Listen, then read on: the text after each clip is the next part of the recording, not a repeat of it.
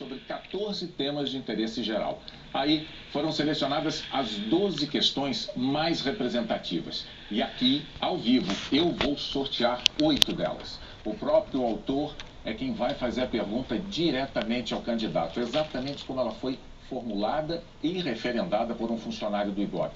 Essa regra impede que o eleitor improvise ou acrescente algo àquilo que ele mesmo escreveu. Porque se isso acontecer, aí o microfone dele será desligado e eu vou sortear outro eleitor para perguntar. Os eleitores aqui presentes participam de 2 blocos do programa. E a novidade que eu mencionei está nos outros 2 blocos desse debate. O confronto direto entre os candidatos. Pode deixar.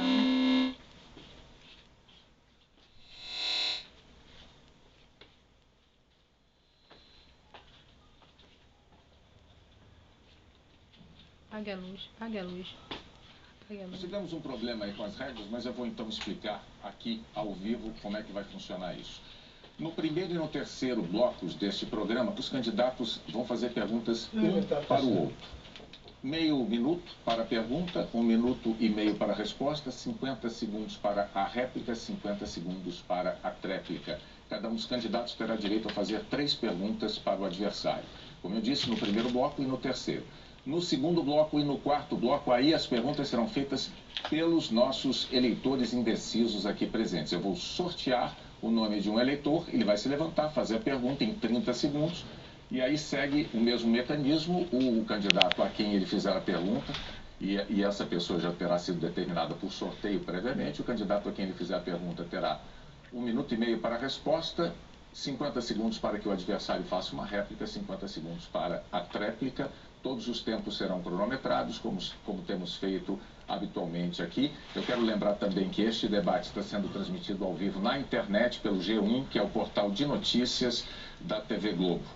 Muito bem, neste ponto do debate, eu devo esclarecer que aquele que se sentir ofendido pessoalmente ou caluniado numa tréplica poderá pedir o direito de resposta, que ele será analisado. Se a produção do programa considerar procedente esse pedido, aí o candidato ofendido terá 1 minuto para fazer a sua defesa.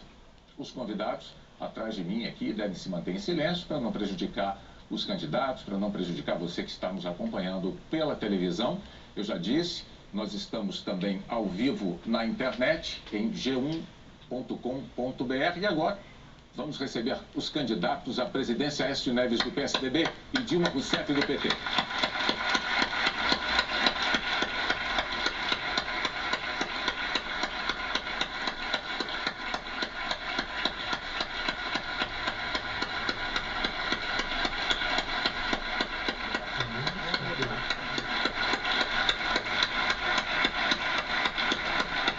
Muito obrigado à presença dos 2 candidatos, agradeço aos 2. Boa noite, candidata Dilma. Boa noite, Bonner. Boa noite, candidato Aécio Neves. Boa noite, Bonner. Muito bem, pelo nosso sorteio, quem deverá começar fazendo pergunta, candidato Aécio Neves, é o senhor. Eu vou pedir aos 2, por favor, que se aproximem e venham até o púlpito. É o senhor que abre este debate, fazendo a primeira pergunta à candidata Dilma Rousseff. A pergunta, como eu disse, tem 30 segundos. Candidato, essa campanha vai passar para a história como a mais sórdida das campanhas eleitorais do nosso sistema democrático. A calúnia, a infâmia, as acusações irresponsáveis foram feitas não apenas em relação a mim, em relação a Eduardo Campos, depois em relação a Marina, agora em relação a mim. Isso é um péssimo exemplo. Mas eu lhe faço uma pergunta, candidato. A revista Hoje publica que um dos delatores do Petrolão disse que a senhora e o ex-presidente Lula tinham conhecimento da corrupção na Petrobras. Dou oportunidade à senhora responder aos brasileiros. A senhora sabia, candidato, da corrupção na Petrobras? Candidato, é fato que o senhor tem feito uma campanha extremamente agressiva a mim, e isso é reconhecido por todos os eleitores. Agora, essa revista que fez e faz sistemática oposição a mim, faz uma calúnia, uma difamação do porte que ela fez hoje. O senhor endossa a pergunta. Candidato, a revista Veja não apresenta nenhuma prova do que faz. Eu manifesto aqui a minha inteira indignação. porque essa revista tem o hábito de, nos finais das campanhas, na reta final, tentar dar um golpe eleitoral, e isso não é a primeira vez que ela fez. Fez em 2002, fez em 2006, fez em 2010 e agora faz em 2014. O povo não é bobo, candidato. O povo sabe que está sendo manipulada essa informação porque não foi apresentada nenhuma prova. Eu irei à justiça para defender-me e, ao mesmo tempo, eu tenho certeza que o povo brasileiro vai mostrar a sua indignação no domingo, votando e derrotando essa proposta que o senhor representa e que é o retrocesso no Brasil. Candidato, eu apenas dei à senhora a oportunidade de apresentar a sua defesa. Não acredito que a acusação, a revista ou a tentativa que seu partido fez hoje de tirá-la de circulação seja a melhor resposta.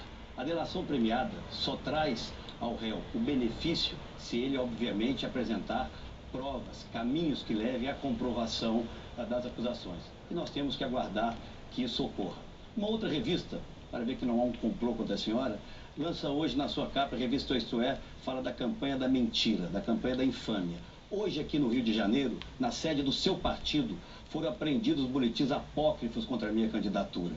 No Nordeste brasileiro, carros de som estão circulando dizendo que se o eleitor votar no 45, ele está desligado automaticamente do Bolsa Família. A senhora se orgulha, candidato, numa campanha feita nesse nível? Candidato, eu fico muito estarrecida com o senhor, porque eu, na minha vida política, na minha vida pública, jamais persegui jornalistas, jamais reprimi a imprensa. Tenho respeito pela liberdade de imprensa porque eu vivi os tempos escuros desse país.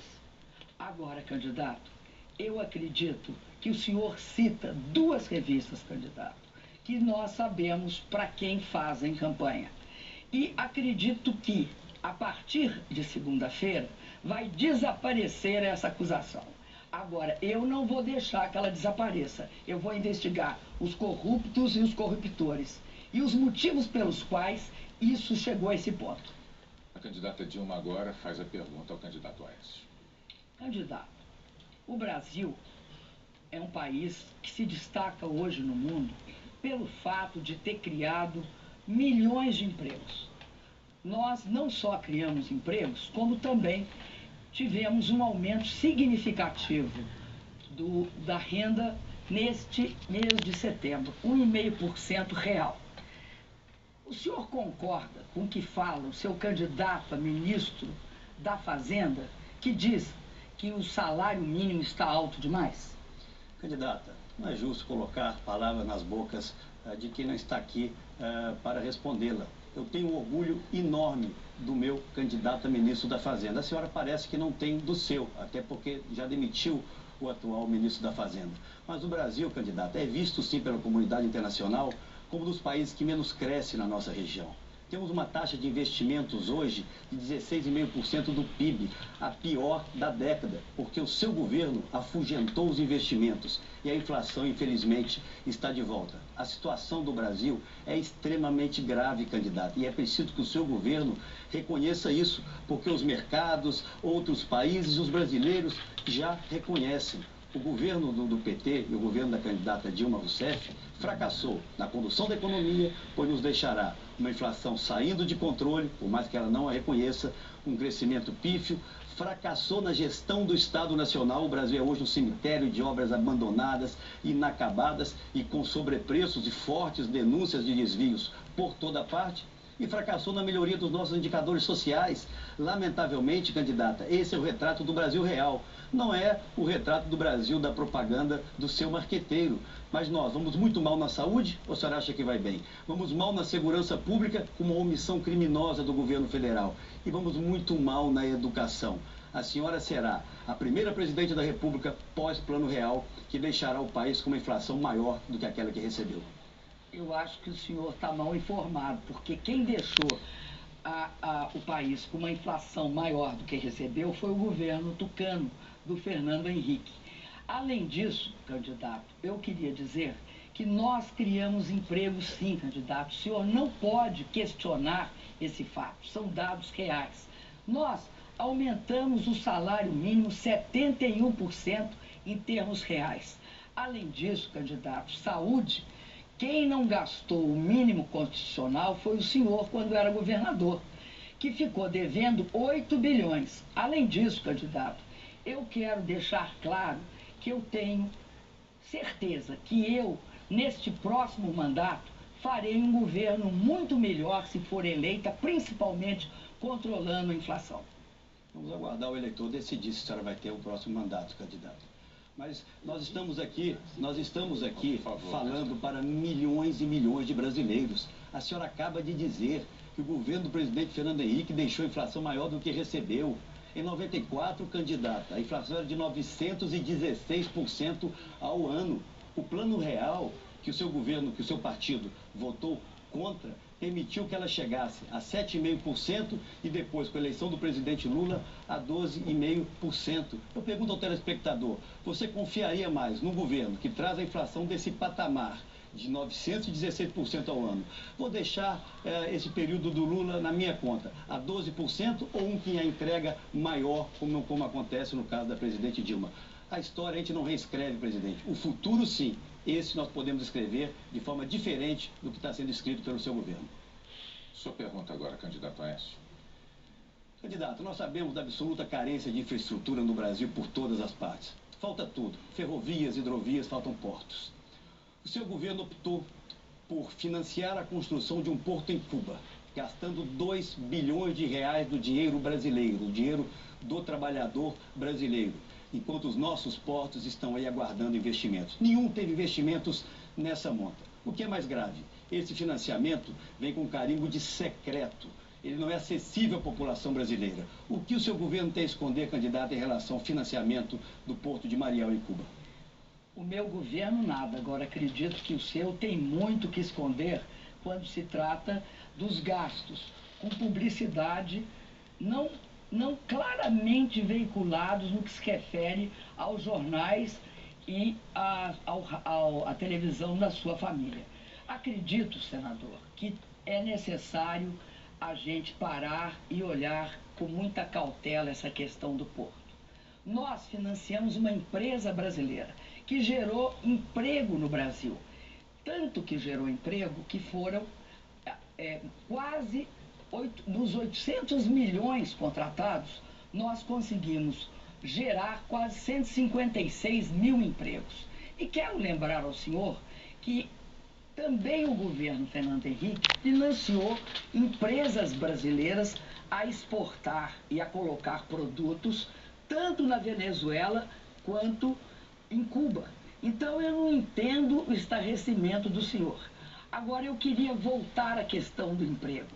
Candidato, vocês deixaram o país com 11 milhões e 400 mil pessoas desempregadas.